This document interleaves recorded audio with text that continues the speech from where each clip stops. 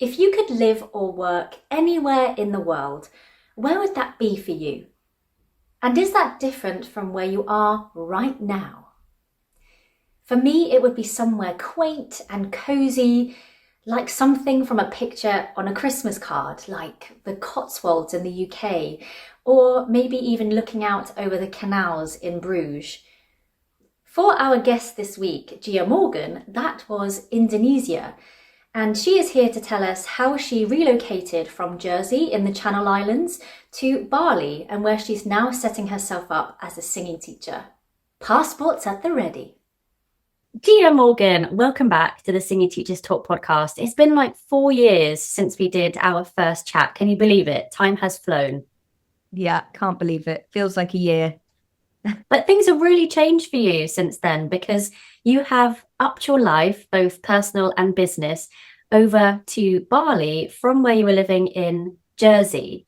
So, just to catch us all up, can you tell us what your life was like on that Channel Island in Jersey, what your studio was like, what your working life looked like on a week to week basis?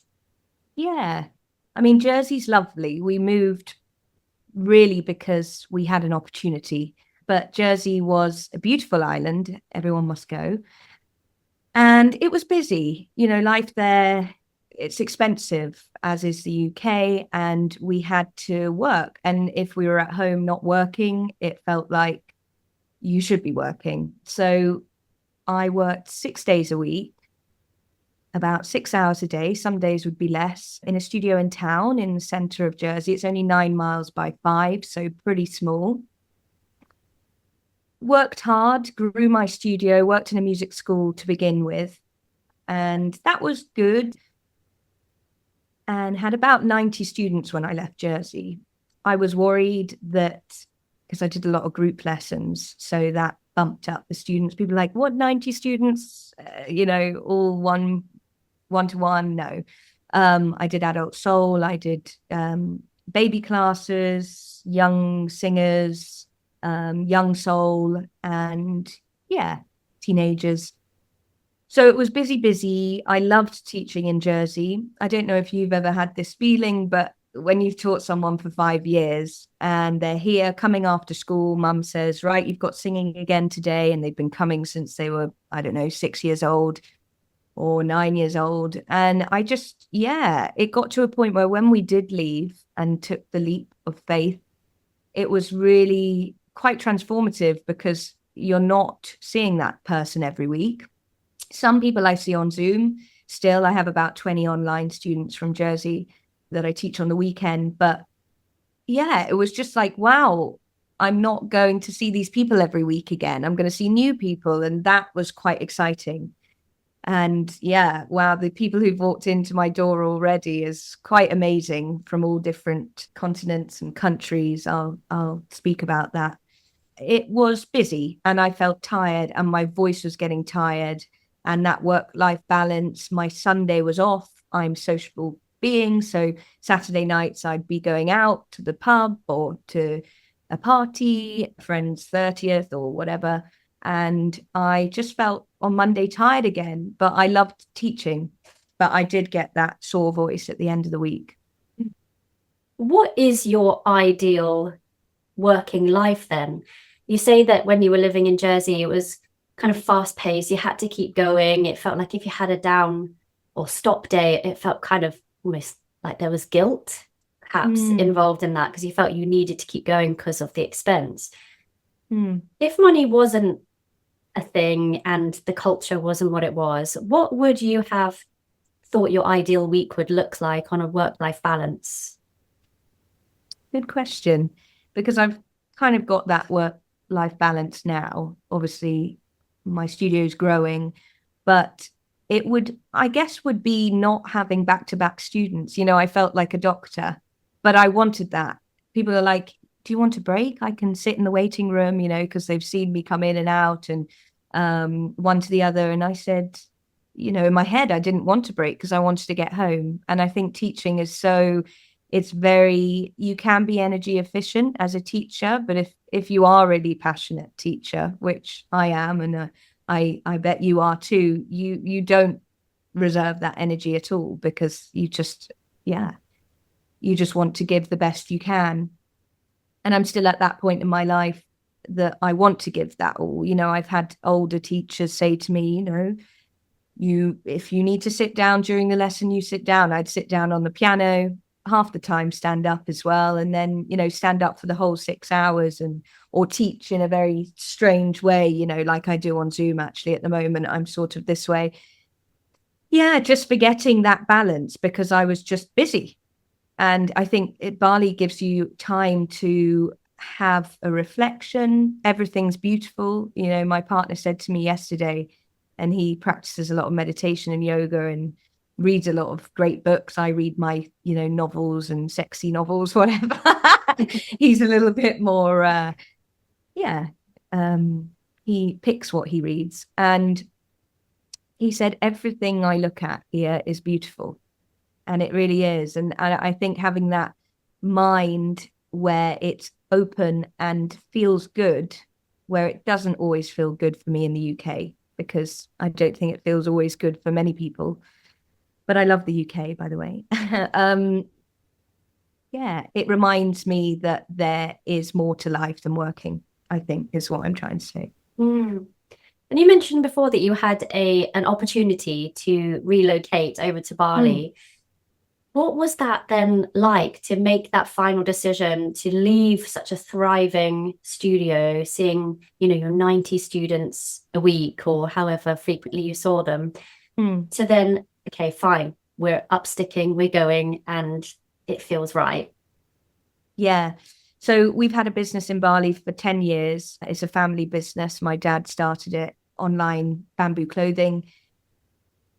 And it was a huge sort of leap, and we knew it would be. And everyone was like, why? You've got an amazing business. What are you doing? Like, I know it's Bali, but are you going to be able to work there? How are you going to do it? And the reason why we did it was because we have this business, there was an opportunity. That's literally it. And I think we were ready to move on. We were, all things costs and supermarket prices, and we're travelers, really. We like to travel. So it was just easier to live in Southeast Asia and Indonesia. But it took a lot. I was very sad the last month, saying bye to students, crying. I cried a lot. It's even making me cry now. It was just something we had to do. And the eye-opening kind of discovery of it was really great. Some people wouldn't do it, and everyone said to me, wow, like, why? I just got why all the time. And I didn't know why. I just knew it was good. I knew it was that slower pace of life, that different life, that evangelizing a business that we've kind of put to the side for maybe 5 years. What's now your working life in Bali as you continue to grow your studio and your business there? Well, that's funny, because before I moved, I said, I'm not working weekends anymore. And it hasn't really worked out like that, because obviously I work weekends teaching online. But I want to keep my weekends online, because actually the other day I got a student from Singapore just show up, and that was quite exciting. And I thought, well, maybe online can go into the week, but obviously not for the UK, because everyone works in an office in Jersey, lots of busy people in the week, 8 till 5. So my work right now is busy on weekends, and in the week I work from about 12 in the day till about 3, 4. And those hours aren't full yet. So I hope to have Friday off. I have more space now. So I have more space to go, okay, I can have tomorrow off and we can go to Ubud. Like tomorrow we're going to Ubud in the car. And that's great. But I know, because I'm getting busy, that I might not have that opportunity to take days off. But my life's kind of changed now. I'm saying to myself, no, if you don't want to work Friday, don't work.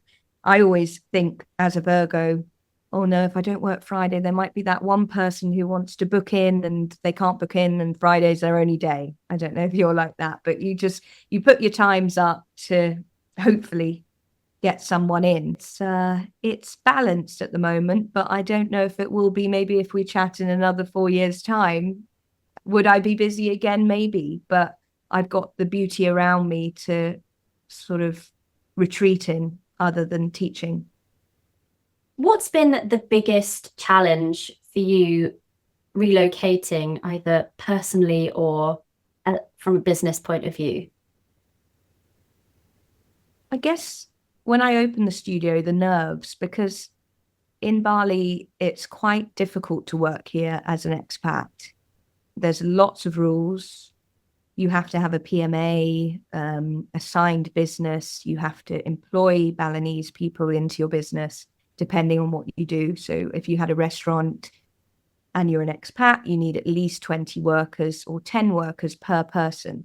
It was the nerves of going into it with the notary. I teach singing. How am I going to have, 10 people as a singing teacher working for me? Those sorts of things. I really was kind of biting my nails in these meetings, hoping they wouldn't be like, well, you can't do it. I did the research before we went. I knew that online would be my gateway to making money as soon as I came here. But I wanted a studio. I like working in person, and that was my vision, kind of rewriting the story of what I did in Jersey, but just in a different place.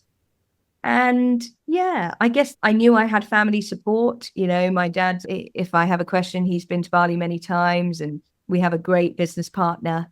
But yeah, if anyone's listening to this and is thinking of relocating, it's really about getting those business, indemnity and everything sorted. So what you are doing is not going against the rules. People drive past on motorbikes. Look, oh yeah, blonde girl. Is she Australian? Where is she from? Should she be working? They're probably questioning, do I have a KETA? Am I allowed to work here? And yeah, those things you need to get sorted and just be faithful to the country, I guess. I was very, some people work here as physicians and chiropractors, but you really need those licenses. And we know in Bali, many people don't have them, but we still go to them. But having them, yeah, that was my nerves. Yeah. Can you tell us a little bit more about those meetings and what you actually had to have in place, and to tell us a little bit more in detail about, was it a PAM, did you say? Yeah, so PMA is basically a business license. So we put that under our whole business and made it a creative business, basically. So our online creative outlet became intertwined with teaching singing. So that's something, if your husband came over and wanted to have a French restaurant in Bali, a restaurant and a singing teacher doesn't quite go. So there has to be ways that you either have to go, okay, well, I'll work for the restaurant and teach online. For us, creative worked because we could intertwine that music, arts, media. My partner does websites, media, logos. So yeah, the terms, we went to a notary, we saw government officials, it's quite hard work. And lots of people do it, though. It's not as scary as what I'm making it out to be, but you don't want to be, there's me on Instagram posting, studio open soon and blah, blah, blah. And then, I'm shut down. One person the other day, actually, it was about 2 months ago, was a local, and he basically commented all of the immigration on my Instagram post. Oh. Because they know that lots of people come to Bali and work when they're not allowed. But for singing teachers, it is a job that is better to be done working in schools. If you were to move to Thailand or Bali or Cambodia or whatever, working in a school is your best bet to start on. I didn't quite need that because we had a business already to jump off. But yeah, working in a school would have been what I would have done because I knew we would have moved one day from the UK. And are there any insurances that you had in the UK that you don't need in Bali and vice versa?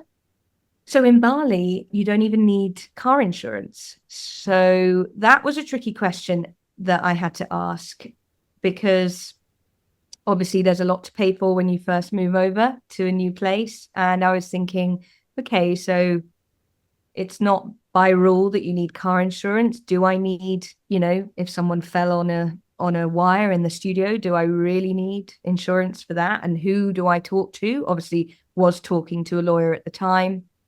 So it's not needed.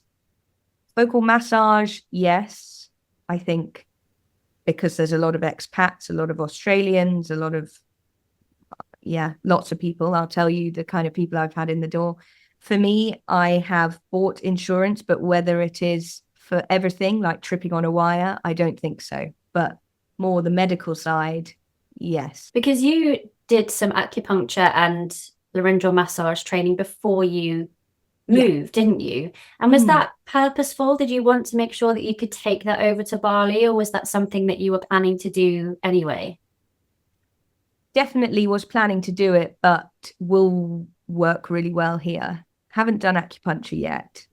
I've got a friend from Udara, Bobby, who's a sound healer and vocal healer, and he's going to have some acupuncture. There's a few little red tapes with doing medical stuff in Bali, which is a shame, but not for the Balinese people, is that you can't actually perform anything medical in Bali by law unless you've got a degree in Bali for medicine. So it's funny, I was speaking to people about the acupuncture, and it is okay to do it because there are expat acupuncturists in Bali, but it's kind of on a little bit of a tightrope. But my plan is actually with acupuncture here is to hire a Balinese and teach them the points of acupuncture for vocals and do that, because I think I'm going to be busy anyway with the singing, but do that in the beginning just so I am aware that I'm sticking to the rules, but maybe do a dry needling course so I am able to do it, because dry needling is okay in Bali. What's the attitude to music education and singing in Bali? There's lots of singing in Bali. Most schools have singing teachers, Balinese, locals. Lots of people, who I've had through the door so far or online are open to it, because Bali is an open place. People come here to meditate. People come here to do retreats, yoga. So there's a massive community here, especially in the sort of Qawwali and more kirtan and meditative singing. So I had a lady in the door the other day, and she owns a really cool studio in Canggu.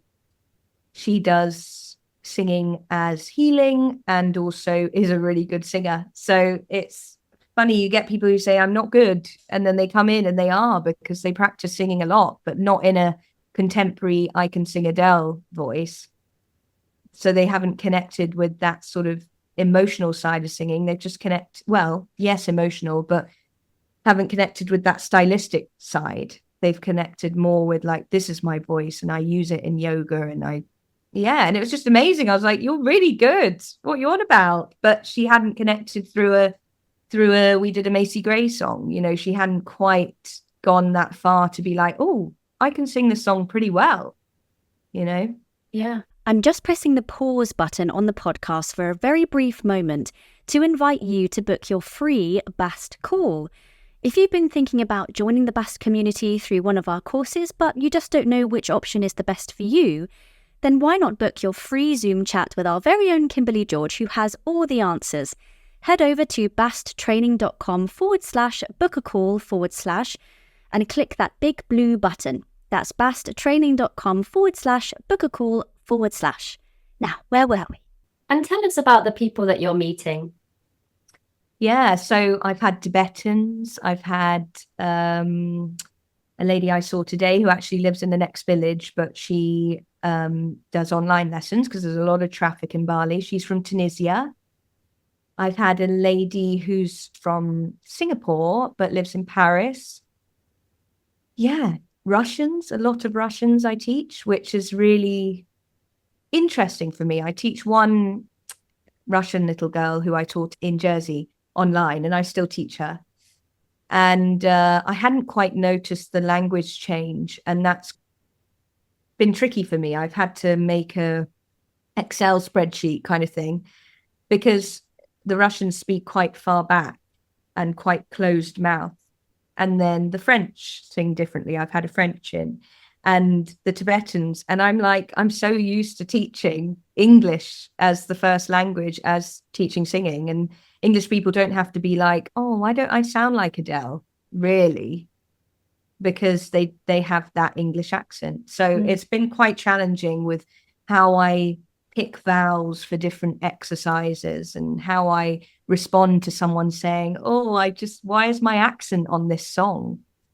And I haven't really had that before in Jersey. I taught quite a lot of Portuguese and Polish, but I hadn't had those questions. So it's been quite eye-opening to be like, right, I need to sort out like how I treat every different language, how to sing contemporary songs like Adele and Billie Eilish. Yeah. And what's kind of your top tip on that? Have you found something that seems to get you where you want to go? Twang has helped a lot, like cat and father, like that. I think vowels, I just go straight to kind of what works best with that. Like I said earlier, twang, definitely. And what else was I doing? I guess working more into the lighter voice, because when we speak with our accents, we're in that kind of primal, normal sound. So getting people, I'm thinking of one of my students who I just said, instead of being in speech level singing, which actually when I first taught her, I was all that because we were trying to build muscle. I was like, actually go to a different area that you're not used to, go breathy. And then that started to change that response to their identity.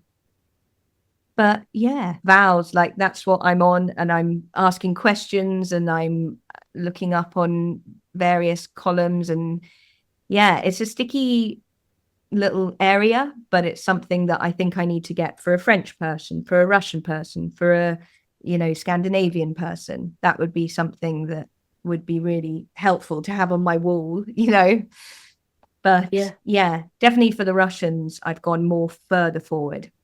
So plosives and fricatives and that sort of thing. When it comes to pricing, how have you had to consider how much you charge relative to living and working in Bali compared to what you charged relative living and working in the UK? And I know you teach some people online still, as you've said. So how has that worked for you in pricing altogether? Yeah, that's a good question, because I've had a lot of conversations with people about this, and local people, expats. And my pricing online has stayed the same, because I think at that point I was valuing my time. And as I was leaving Jersey, I was teaching online just the last couple of days. But my pricing in Bali has actually stayed quite similar. I have knocked off, or 10 or 20 quid, but I was told not to reduce my price too much because Bali is ever growing and most of my clients are not locals. So the people who I've sort of taught so far who are new to me are on holiday, are on a month's visa, are digital nomads, who earn UK pay, or who charge that. But it has been really quite, I felt a bit weird about it in the beginning, because if I compare myself to other local singing teachers in Bali, they are charging far less. But then someone reminded me and they were like, do they offer what you do? No one in Bali does vocal massage. I think there's one girl here who teaches more contemporary style. And I only found that out because she followed me yesterday on Instagram. And I was like, wow, there's one Russian lady who teaches in the city, more classical. So in terms of vocal health and that sort of thing, and certificate wise, I'm sure I probably am different. Yeah, I think that's the right word. So I didn't want to, for example, in Bali, a singing lesson can be as little as £5 for an hour. Wow. From a local. And I just knew I'm not, that would not be work-life balance. So yeah, I've knocked a few, 10, 20 quid off. And for people I know, an Australian guy who's coming in on Monday, who's a music producer, He's over 60. And I said to him, look, you've lived here for 14 years. I'll do it for this price. But generally, because I'm teaching online and that takes up most of my weekend, I just thought, no, I'm going to stick my ground, and people are booking in. I was worried in the beginning, but the fact that I'm getting bookings means that obviously I come with value and people are booking again.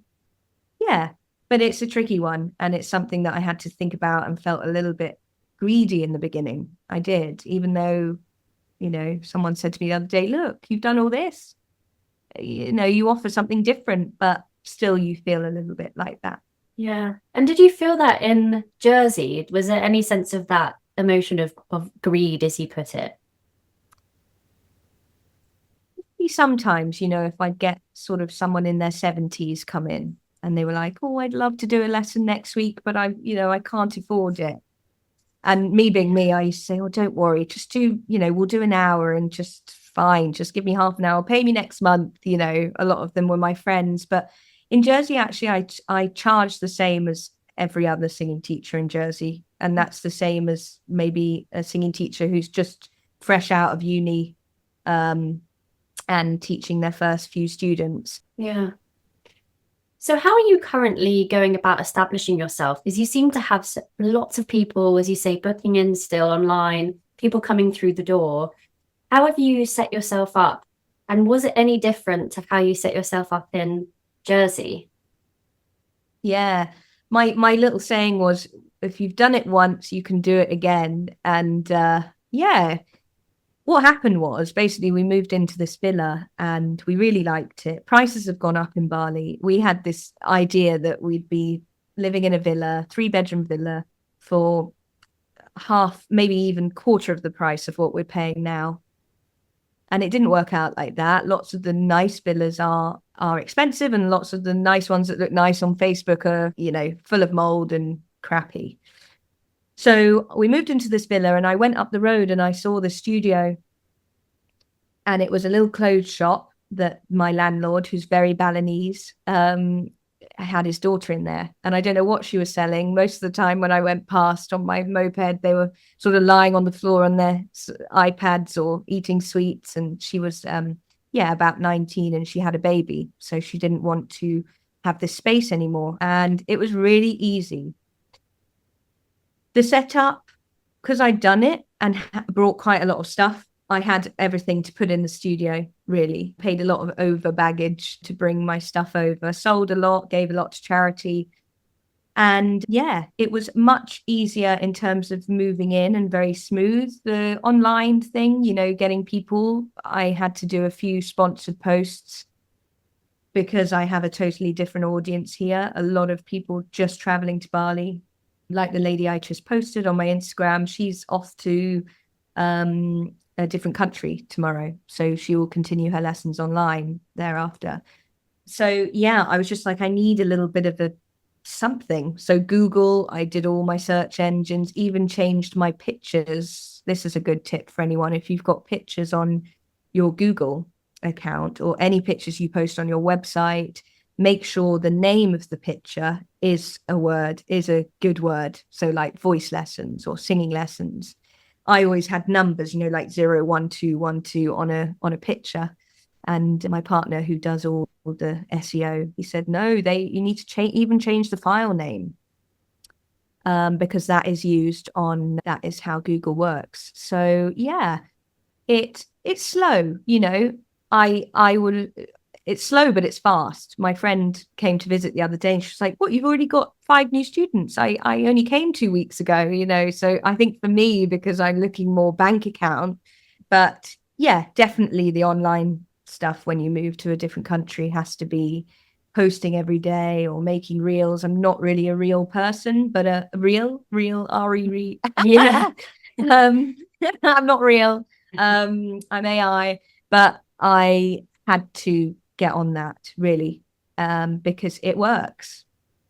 So what would be your advice to the singing teacher who might be listening to this, wanting that push to go ahead with a relocation? We can find 100 reasons not to do something, even if it's burning within us that we want to do it. So what would be your advice to that person listening now who is just waiting to make that decision? Yeah. Start online and do it. Keep a few people, have that flow, that income still coming in. So you don't, if you don't have that idea of being online when you move somewhere with any business, I think, same with my partners, you will think, well, how am I going to make money? How am I going to do this? But when you're thinking of moving to a place, and Bali is the island of gods, there's so many rich traditions here, there's a beautiful life that can be lived if that's what you want to do. And you need that little bit of work still there. So you've got it. That was really important for me. If I hadn't pushed online to my students, I think I would be worrying right now, and just do it. That's my advice. I'd say I'm not a brave person in like a big wave. If a tsunami came, I'd be very freaked out compared to probably my partner, who would be like, chill, it's fine, we'll go and find somewhere to be rescued or whatever, or climb a building. But I'm brave in terms of, if I want something, I'll do it. And I think that's the Virgo in me. But we must follow our heart and have that little bit on the side that keeps us going until you find that studio. Or online's a blessing, actually. Yeah, it's been able to kind of keep you connected to people that you've helped for ages. As you said in the beginning, you're seeing these people every day in Jersey, and then you make that brave leap to go and do this thing that's in your heart, and you still get to do what you love and build it in another place. Yeah, absolutely. Lots of people work online here. It's a huge thing, and these people are living amazing lives. They're earning good money. I don't know what they're doing online. A lot of digital nomads doing website design, and they're like, life is sweet on the other side. I think we don't quite see that in the UK, and now we're here. It's quite easy to live like this. But people think it's 19-hour flight, but it's invigorating when you are here. So if you're listening and you really do want to move somewhere, then you should give it a go. Yeah. Would you do anything differently? It's probably more personal, actually, but not being like, oh, well, I'd love to see you for another, 5 lessons if you, I think that's where, when you're in a different country, whereas in Jersey, I would be more like that because I was on solid ground and had lived there for a long time. But in terms of moving here, definitely not. I will probably think of something tonight, but I think there's no regrets. So if we get you back on the podcast in 4 years' time, 2029, what would you like to manifest for that right now? What would we be chatting about? What's your vision that you are striving to achieve there in Bali? Community, I think, because there's so many people traveling here. Community. I'm setting up a choir in March, an adult soul choir and a young soul choir in Canggu, and hoping to do one in Seminyak. Is just a real better community with voice and voice education in Bali, I think. I hope in 4 years' time I'm kind of like got maybe thousands of people in Bali who sing every week, expats, elderly Australian people, younger sort of travelers who've moved here and made families all together. And I guess keeping my whole work and life similar, but not being overworked in 2029. I think there's space for other things like a family and maybe more dogs, and but definitely community. That just came into mind straight away. And hopefully I'll be Balinese speaking by then, so I might be I'll have to get onto that then as well. I'm learning Balinese, so we've got a teacher who comes to the house every Wednesday, and maybe even teaching in Balinese would be a huge success for me, so I could teach more in schools if they want me for workshops. But hopefully just growing and enjoying life, not taking things too seriously, but enjoying teaching. Yeah, yeah. Well, we're so happy for you that you've made your move and you're loving what you're doing over there and loving the life that you're creating. So congratulations, Gia, on that move and relocation and what you're setting up. It's really great to see. Where can we follow you and get to see all of this growth happening in Bali with what you're doing? I've got a website which I update regularly, but probably Instagram is quite good, at Bali Holistic Voice Studio. And that's a good place. I am, like I told you earlier, posting a little bit more so people find me. Yeah, I'd say Instagram's the place. Brilliant. We'll see you over there, Gia. Thank you so much for keeping us company today. Oh, thank you. Great to see you.